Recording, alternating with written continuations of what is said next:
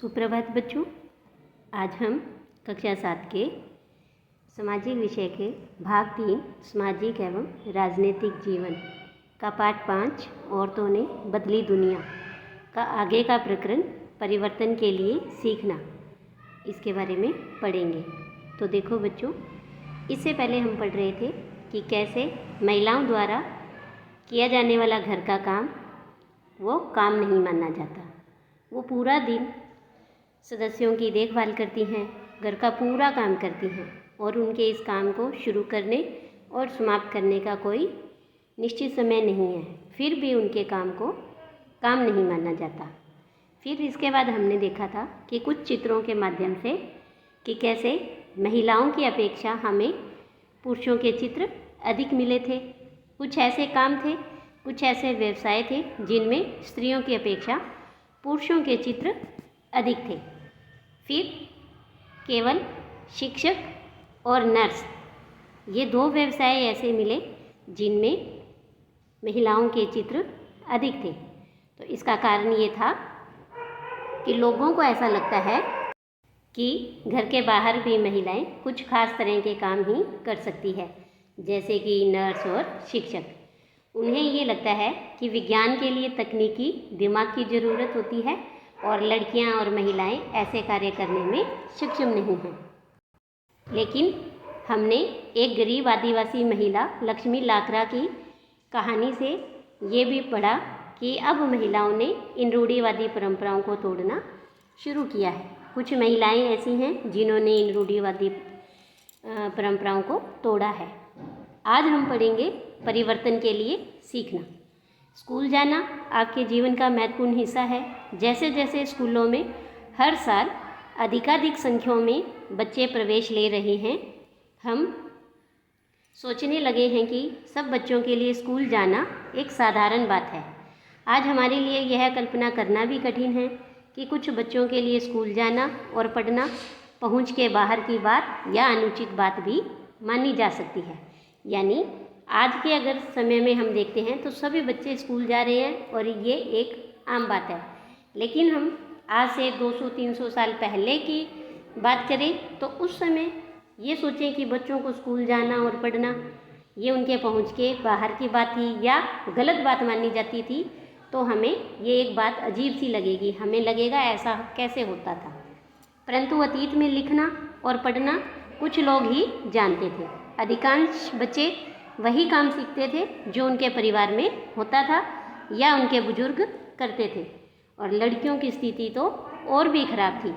उन समाजों में जहाँ लड़कों को पढ़ना लिखना सिखाया जाता था, लड़कियों को अक्षर तक सीखने की अनुमति नहीं थी।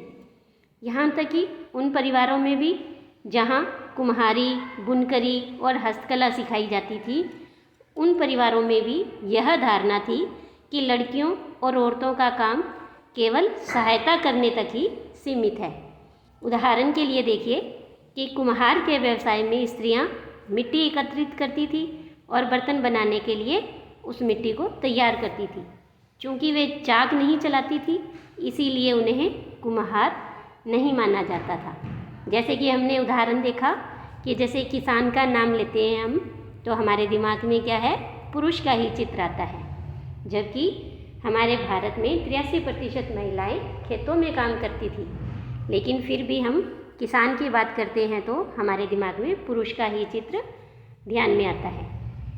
इसके बाद देखो, 19वीं शताब्दी में यानी आज से लगभग 200 वर्ष पहले शिक्षा के बारे में कई नए विचारों ने जन्म लिया। विद्यालय अधिक प्रचलन में आ गए।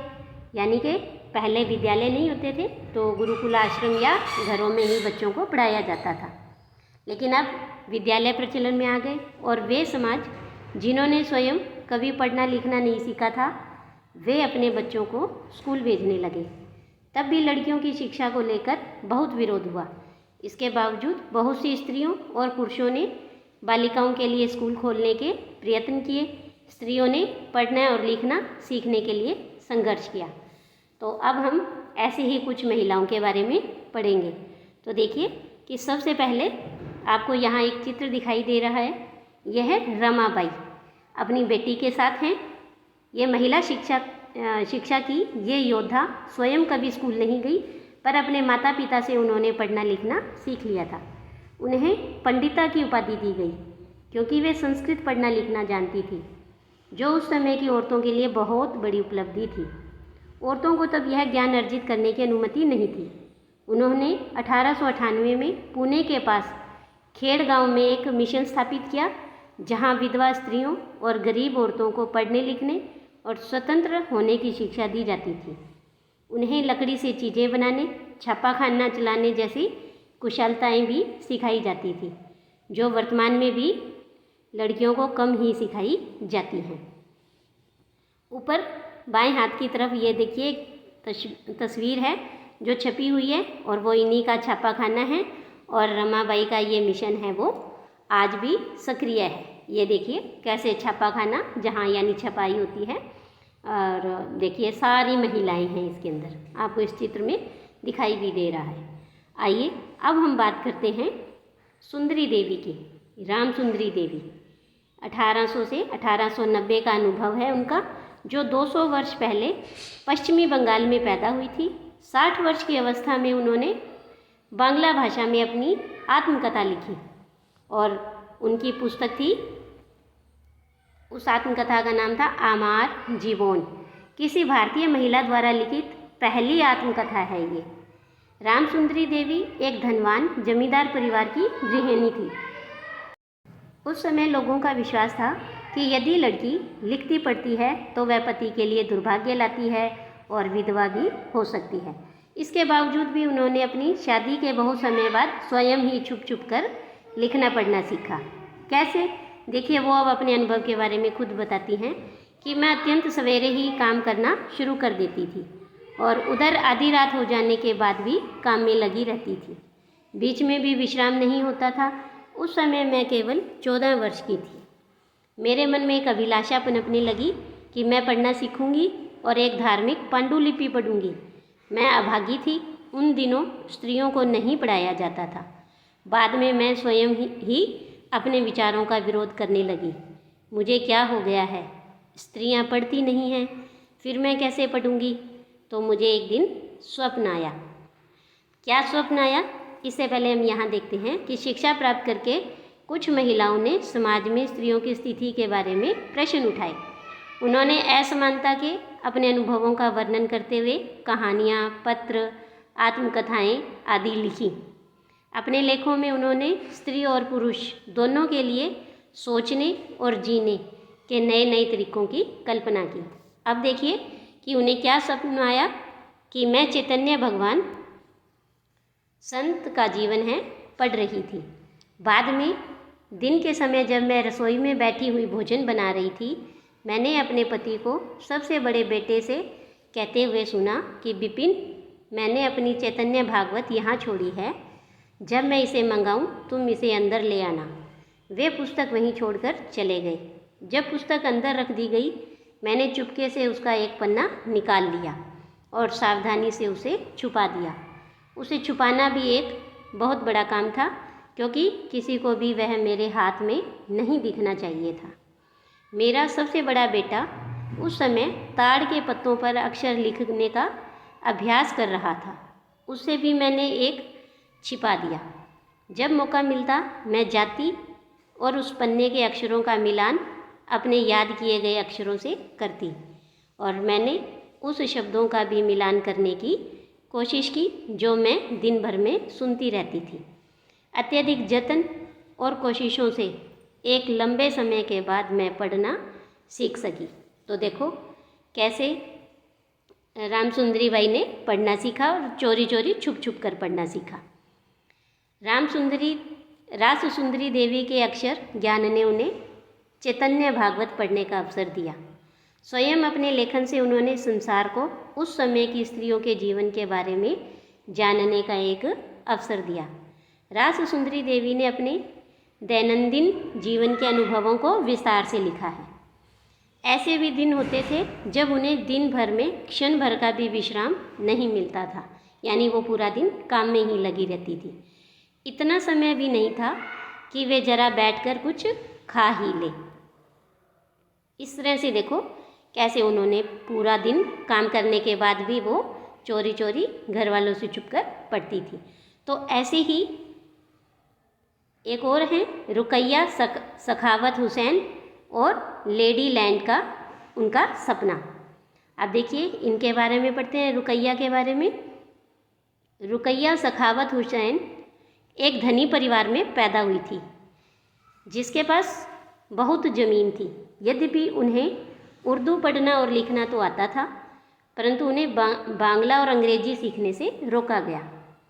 क्यों रोका गया?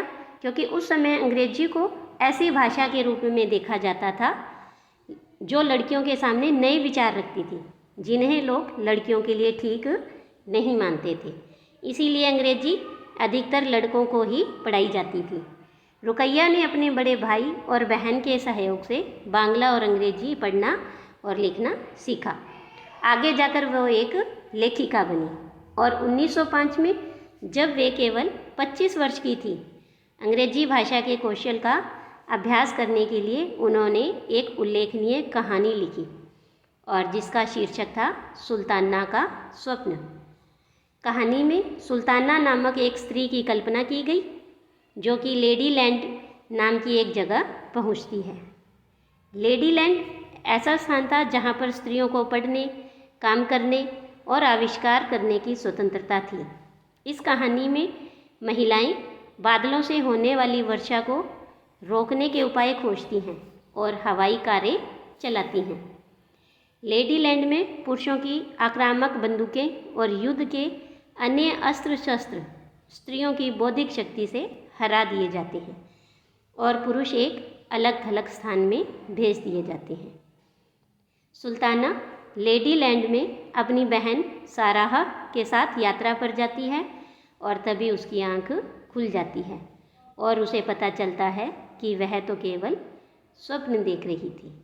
तो देखिए, जैसा कि आपने देखा कि रुकैया सखावत हुसैन उस समय स्त्रियों के हवाई जहाज़ और कारें चलाने का स्वप्न देख रही थी, और किस समय? जब लड़कियों को स्कूल तक जाने की अनुमति नहीं थी।